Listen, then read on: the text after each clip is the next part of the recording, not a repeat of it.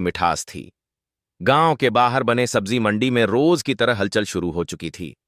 आवाजें, मोल भाव, ठेले खींचते मजदूर, सब कुछ सामान्य लग रहा था।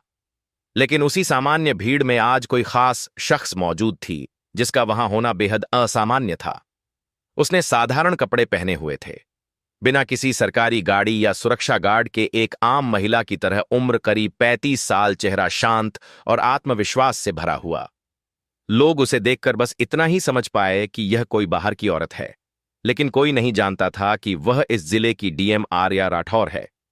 डीएम आर्या राठौर सीधे एक ठेले के पास रुकती है, जहां एक करीब 32 साल की महिला सब्जी बेच रही थी। महिला की मांग में सिंदूर, माथे पर हल्का पसीना और आवाज में मेहनत की थकावट थी। आर्या ने मुस्कुराकर पूछा, बहन, टमाटर क्या भाव दिए हैं? महिला ने नजर उठाई और बोली, आज टमाटर RS 20 किलो है बहन, आपको कितना चाहिए? तभी एक नन्हा बच्चा जो स्कूल यूनिफॉर्म में था दौड़ता हुआ आता है और उस ठेले वाली औरत से कहता है, मम्मा, मुझे स्कूल छोड़ दो ना, देर हो रही है, अगर लेट हो गया तो टीचर मुझे डांटेंगे। महिला ने सब्जी का तराजू किनारे रखा और बच्चे से प्यार से बोली, बेटा, थोड़ी देर ठहर जा, पहले इस दीदी को सब्जी दे दूं फिर चलते हैं। बच्चा जिद करता रहा, नहीं मम्मा, अभी चलो ना। डीएम आर्या राठौर यह सब देख रही थी। यह सब देखकर उनका दिल पिघल गया। वो बोली, बहन, आप एक काम करिए, आप अपने बच्चे को स्कूल छोड़ आइए, तब तक मैं आपके ठेले पर खड़ी हो जाती हूं। ठेले वाली महिला ने संकोच करते हुए कहा, अरे नहीं बहन, आप क्यों तकलीफ लेंगी? लेकिन आर्या के भरोसे से भरे शब्दों ने उसे मना लिया। वो बोली, ठीक है बहन, मैं इसे स्कूल छोड़कर जल्दी वापस आती हूं, और वह बच्चे को लेकर चली गई। जिला कलेक्टर आर्या राठौर ठेले पर खड़ी हो जाती है और अपने चारों तरफ के माहौल को गौर से देखने लगती है। कुछ देर बाद एक बाइक सब्जी मंडी में आती है।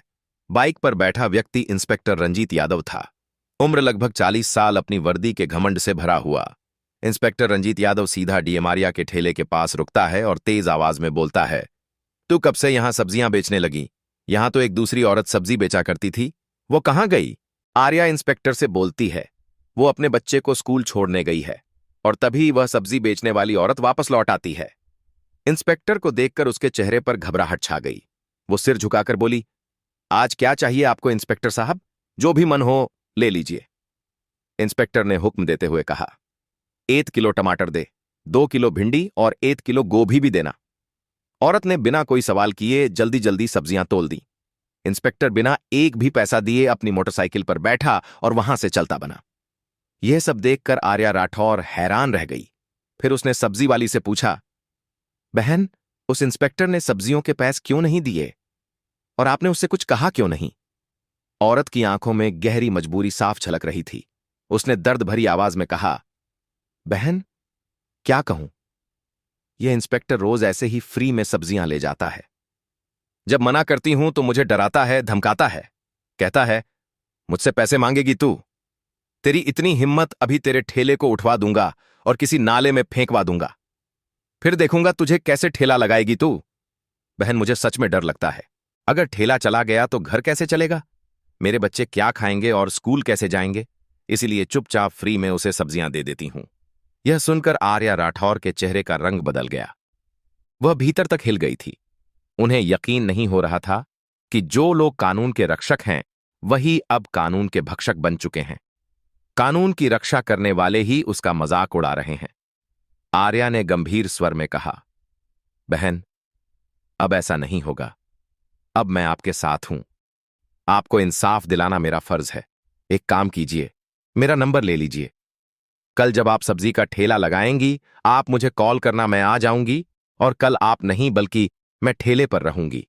मैं खुद देखूंगी कि वह इंस्पेक्टर पैसे देता है या नहीं, और अगर नहीं देता तो मैं उसके खिलाफ कानूनी कार्यवाही करूंगी। उसे कानून की असली ताकत दिखाकर रहूंगी। सब्जी वाली औरत की आंखों में थोड़ी उम्मीद जगी। अगली सुबह जिला कलेक्टर आर्या राठौर ने गांव की एक साधारण औरत का रूप धारण किया और वह सब्जी वाली औरत के ठेले पर आकर खड़ी हो गई। ठेले पर ढेर सारी सब्जियां तरीके से सजाई गई थीं। आलू, टमाटर, मिर्च, भिंडी, गोभी, गाजर, सब कुछ। आर्या ने चारों ओर देखा। माहौल सामान्य लग रहा था। कुछ ही देर बीती थी कि वही इंस्पेक्टर रंजीत यादव अपनी मोटरसाइकिल पर वहां आ जाता है। उसने बाइक सीधे ठेले के पास रोक दी और घूरते हुए बोला, क्या बात है, आज फिर तुम यहीं? वैसे तुम उस औरत की क्या लगती हो? कल भी तुम यहीं खड़ी थी और आज भी। आर्या ने धीरे से कहा, मैं की बहन हूं। आज उसे घर पर कुछ जरूरी काम था, इसलिए मैंने कहा कि ठेले पर मैं बैठ जाऊंगी। इंस्पेक्टर ने एक गंदी मुस्कान के साथ कहा, ओह, तो तू उसकी बहन है। मगर तू तो उससे भी ज्यादा खूबसूरत है। तू बहुत प्यारी लग रही है आज। फिर उसने बेहुदा लहजे में कहा, वैसे छोड़ो यह सब, मुझे किलो गाजर चाहिए, साथ में थोड़ा धनिया और मिर्च भी देना। आर्या ने कुछ नहीं कहा, चुपचाप सब्जियां तौलकर उसके हाथ में दे दी। जैसे ही इंस्पेक्टर सब्जियां लेकर जाने को हुआ, आर्या ने तेज और सख्त आवाज में कहा, रुकिए इंस्पेक्टर साहब, आपने अभी तक सब्जियों के पैसे नहीं दिए। सब्जियों के पैसे दीजिए, ऐसे नहीं चलेगा। इंस्पेक्टर झुंझला गया, गुस्से से पलटा और बोला, कौन से पैसे? मैं तो रोज फ्री में लेता हूं। अपनी बहन से पूछ लेना, वो तो कुछ नहीं कहती। और तुम ज्यादा जुबान मत चलाओ मेरे सामने। वो फिर जाने को मुड़ा, लेकिन आर्या की आवाज अब और तेज हो चुकी थी। आप मेरी बहन से चाहे जैसे लेते हो, लेकिन मुझसे नहीं। सब्जियों के पैसे देने होंगे। हमें भी पैसे खर्च करके ही यह सब्जियां लानी पड़ती हैं, और अगर हम एक दिन भी सब्जी ना बेचें तो हमारे घर का चूल्हा नहीं जलता। आप जैसे लोग फ्री में सब्जी लेकर हमारे पेट पर लात मारते हैं। इंस्पेक्टर साहब। इतना सुनते ही इंस्पेक्टर रंजीत यादव के गुस्से का पारा चढ़ गया। उसकी आंखें गुस्से से लाल हो गईं। बिना कुछ सोचे समझे उसने गुस्से में आकर एक जोरदार थप्पड़ आर्या राठौर के गाल पर जड़ दिया। थप्पड़ इतना तेज था कि आर्या एक कदम पीछे लड़खड़ा गई। आंखों में आंसू भर आए, लेकिन उसने खुद को संभाल लिया। उसके चेहरे पर दर्द था, पर उससे कहीं ज्यादा आत्मसम्मान की चोट थी। अब चुप रहने का समय नहीं था। कांपती लेकिन दृढ़ आवाज में आर्या बोली, आपने एक महिला पर हाथ उठाकर बहुत बड़ी गलती की है। इसका अंजाम भुगतना पड़ेगा आपको। अब इंस्पेक्टर का गुस्सा और बढ़ गया। उसने चिल्लाकर कहा, तू मुझे सिखाएगी तेरी इतनी औकात? गुस्से में बेकाबू होकर उसने आर्या के बाल खींच लिए। आर्या दर्द से करा उठी, लेकिन उसने किसी तरह अपने बाल छुड़ाए। उसकी सांसें तेज हो गई थीं, लेकिन हिम्मत नहीं टूटी। कड़क आवाज में वो बोली, यह सब बहुत गलत हो रहा है। मैं तुम्हारे खिलाफ रिपोर्ट करवाऊंगी। तुम्हें सब्जियों के पैसे देने ही होंगे। पर इंस्पेक्टर तो अपनी वर्दी और रुतबे के नशे में चूर था। हंसता हुआ बोला, रिपोर्ट तेरी इतनी औकात है? तू एक मामूली सब्जी बेचने वाली और मैं थाने का इंस्पेक्टर। मैं तुझे यहीं खड़े खड़े खरीद सकता हूं। ज्यादा जुबान चलाई तो उल्टा तुझे ही जेल में डाल दूंगा। इतना कहकर इंस्पेक्टर ने मोटरसाइकिल स्टार्ट की और वहां से चला गया। आर्या वहीं ठेली के पास खड़ी थी। उसके अंदर का गुस्सा फटने को तैयार था, लेकिन उसने अभी तक अपने आप को संभाले रखा था। कुछ पल ठेले के पास चुपचाप बैठने के बाद आर्या राठौर ने अपनी जेब से फोन निकाला और सब्जी वाली औरत को कॉल किया। धीरे से बोली, बहन, अब तुम ठेले पर आ जाओ। इस इंस्पेक्टर को अब मैं दिखाऊंगी कि कानून की पावर क्या होती है। जैसे ही सब्जी वाली वहां पहुंची, आर्या वहां से निकल गई। फिर वह सीधे अपने घर लौटी। साधारण साड़ी उतारकर अब उसने दूसरे कपड़े पहन लिए थे। चेहरे से थकान तो झलक रही थी, लेकिन आंखों में इंसाफ की आग जल रही थी। दोस्तों, इस कहानी को आधे में छोड़कर मत जाइएगा, क्योंकि अब आगे इस कहानी का क्लाइमैक्स आने वाला है, जो बहुत ही रोचक है। इसलिए कहानी में लास्ट तक जरूर बने रहिएगा। अब आर्या राठौर किसी डीएम की तरह नहीं, बल्कि एक आम महिला की तरह थाने पहुंची, जिसकी पहचान किसी को नहीं थी। थाने के अंदर कदम रखते ही उसने देखा, इंस्पेक्टर रंजीत यादव वहां नहीं था। सिर्फ एक हवलदार डेस्क पर बैठा चाय पी रहा था।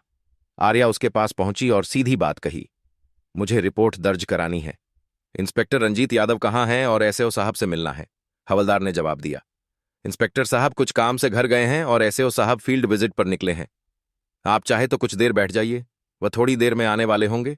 आर्य चुपचाप एक कोने में पड़ी बेंच पर बैठ गई। वो अब भी अपनी असली पहचान छुपाई हुई थी। भीतर आग धधक रही थी, लेकिन चेहरा शांत था। कुछ ही देर में थाने के अंदर एसओ अरविंद पाठक आ जाता है। जैसे ही उसकी नजर सामने बेंच पर बैठी महिला पर पड़ी, उसने महिला को बुलाया। उसने सवालिया लहजे में कहा, तुम कौन हो और यहां क्यों आई हो? आर्या ने उसी शांत स्वर में जवाब दिया, साहब, मुझे रिपोर्ट दर्ज करवानी है। अरविंद पाठक ने कहा, अच्छा, मेरे केबिन में चलो। केबिन में पहुंचने के बाद अरविंद पाठक ने कहा, तो आपको रिपोर्ट लिखवानी है, लेकिन रिपोर्ट लिखवाने से पहले आपको खर्चा पानी देना होगा।